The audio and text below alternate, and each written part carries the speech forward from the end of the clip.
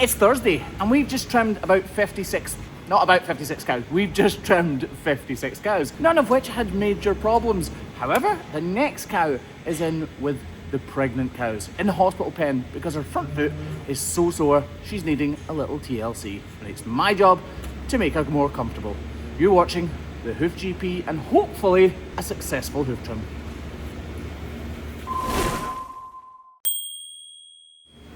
So like I said in the intro, we have just trimmed 56 cows and this cow is in the hospital pen. She is cow 192 and right now she's sitting down, so we need to get her up and get her out of the hospital pen without hopefully letting any of the others escape, especially that little calf. So cow 192 is currently spending her days lounging in this deep packed straw bedded pen. It means she doesn't have to walk very far for her food, her bed or her water. And Colin, the guy who works here, can easily keep an eye on her day to day. As she struggles to walk across the concrete, you almost feel her pain. Hey, can you come out the other side, please? That was 100% Craig's fault. So after recapturing her, she still wants to get away. Sometimes we say the fastest thing on 3 legs is a lame cow, and in this case, she's putting up a bit of a fight. But thankfully, she's now found her way. Yeah, come on. This cow probably weighs between 600 and 700 kilos, which is between 14 and 1500 pounds. So it's little wonder that Craigie boy is struggling. Cows hate change, and obviously this green machine is completely new to her. Well, I think. I'm not sure if we've trimmed her before or not, to be honest. Look how good condition she's in though. Not all lame cows are in bad condition. Accidents happen, that's probably what's happened here. Come on, John. Come on. Up. Come on. Right, push, Craig. Push. Don't ever stop. Come on, push. Breathe, Craig, breathe. I'm worried about when the next contraction comes, just push. Come on. We can do it, Craig. We can do it. It's hot work. It's really strenuous work. Oh, wait a minute. I need to breathe. Hold on a second, Craig, just while I catch a breath. Come on, girl.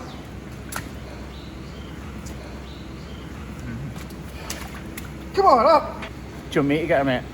Yeah, come on. Come on, come on. Okay. She's got a head through the things now.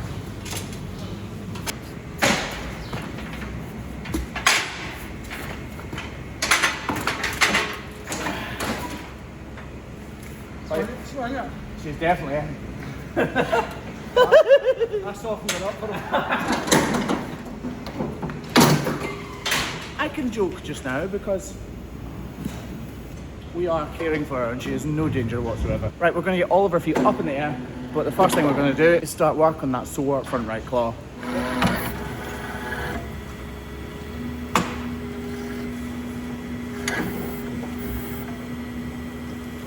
Now obviously it is completely and utterly caked, as we would say here in southwest Scotland, in manure because she has been in that straw pen, but as you've just seen, she has a nice, clean, well looked after cow. I'm going to guess the problem is here. Now I'll be honest, it is a guess. It's an educated guess because usually the problems on the front feet are on the inner claw, and when it's so sore like that, it stands to reason that there's some sort of pressurized compartment in there. And that's usually on the heel. Okay, so straight away, look, I'm feeling around the heels a little bit and we can see a little bit of cracked hoof horn there. Now it's not a huge crack, but I think it's a telltale sign of what's underneath. Right, first things first, the grinder. Okay, so I start by trimming this outer claw to make sure that it is flat and level and able to take the full weight of the cow once we remove the huge amount of hoof horn I'm expecting to remove from the inside. And with the grinder still in hand, we start to reduce the overall size of this inside claw. You can actually hear a slight difference in the heel area because there's some sort of vibration and void underneath what we can see now.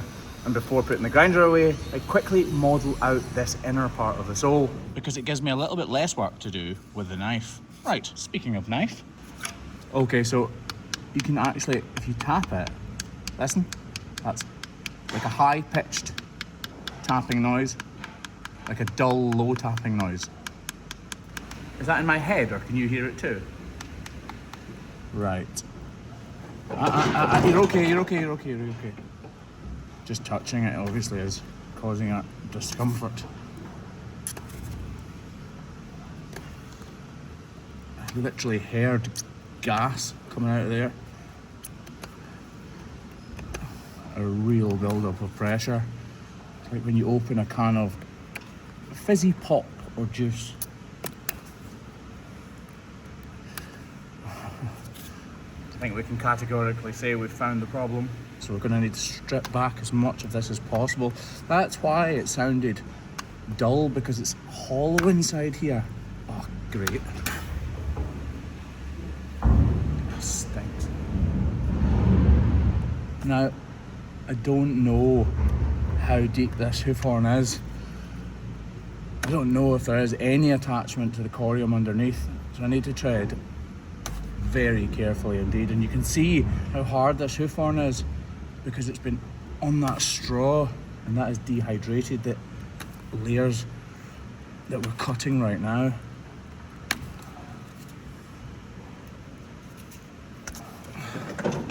Right. So this little crack that we saw earlier on must link up to where we're working. So I'm going to start up there and pull these layers away as well. Yeah, you can see it tracking there, all the way down. Oh, you're all right. Now, I did mention earlier on that a lot of the cows that we've trimmed today have just been routine trims, and that this cow above me right now actually is in good condition, which she is. And that most likely this was some sort of accident. Now, cows fight. They fight for dominance. They're really, really social creatures, and they fight for the best position at the feed fence. And this could easily have happened then. I'm just going to take little slithers, constant little slithers. I can see there's a void in there, but I can also see right here at the tip of my knife, this part here is very, very close to becoming red and raw. So I definitely don't want to go too far. If I get the hook of my knife and just gently pull down, hopefully we can take away what we need without going too deep. You can actually see this starting to split, so I'm gonna, you're all right, you're all right. So I'm gonna come from a different direction. Again, that sawing action coming into play, and peel these layers up. Oh. Yeah, none of that is attached.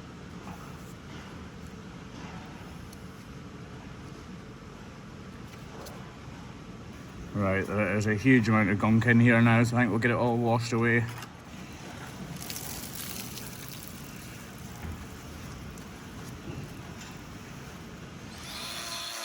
So we actually have two different sizes of block. If you look up here in this cupboard, you can see we have really big ones and little small ones, and the big ones are also slightly thicker. This block is too big for her foot, but I want that extra thickness, so I'm going to use it anyway, and I'll grind it down to the size of her foot. Right. If you haven't tried this glue yet, honestly, this isn't doing me a favour, it's doing you a favour. If you're a hoof trimmer, a vet or a farmer anywhere in the world, go online and search for Hoof Grip Pro Hour Glue. It's honestly fantastic. I love it, and if it wasn't fantastic and we hadn't spent so much effort getting it right, I wouldn't be telling you to use it. So go on, just get a couple of tubes and monitor the cows that you put the blocks on with that glue, because I guarantee you'll get better results with this than anything else. We're chuffed to bits with it, aren't we? Yeah, really. And I'm not honestly just saying that because it's my brother-in-law. It's actually really, really good. This is messy, isn't it? Look at it. Really, really struggling to get every shred away here. We're making progress. We're getting there. It is a real mess though. It is really open, so please bear with me. No wonder she was so sore. Right. You can see where that cavity has been full of fluid. I'm actually really, really happy with that. It seems like such a simple thing, doesn't it? Iodine or iodine, but it really does make a world of difference. Although that is clearly the problem foot, it's our duty of care to make sure that all of our feet are correct and proper. So you can see this outer claw is slightly longer than the inner claw, meaning that it's taking too much weight. We're looking for both digits to take the exact same amount of pressure from the cow above it, and that's why we're only really trimming the height away from this outer claw and modelling out both of them. Because modelling out both of the claws helps for slurry to disperse up in between the feet, which helps to reduce dermatitis, which is our absolute nemesis. Apart from Craig, obviously, who is our real absolute nemesis. Right, next foot, which I've no doubt is exactly the same as the first foot, except the other way around. And luckily for the point of this video, it is almost identical to that first foot.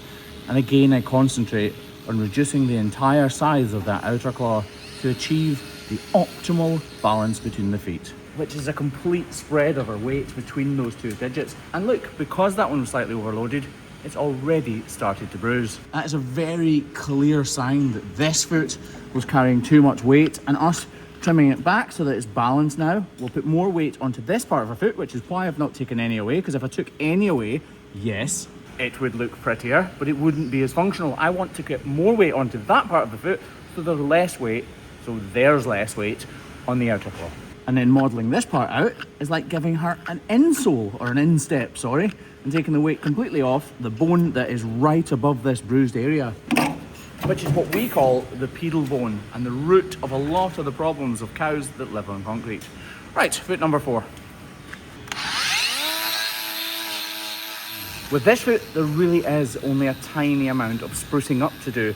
I'm just getting rid of any high points and doing a very slight model out between the two claws. Front feet don't get as many problems as back feet, so you don't really need to model them out quite as deeply. Right, that is this cow done. We can get all of her feet back on the ground and see how she's walking now. Watching her walk out of the crush, she's clearly still in a lot of pain. We've been messing around with something that has huge inflammation within the actual tissues and fibres of her foot. She's going back into this straw pen to stay there for the next week or two so that she can fully recover and recuperate. We will be back here in 5 weeks, so if you'd like to see the update on cow 192 then, think about subscribing and following along on our journey and hers.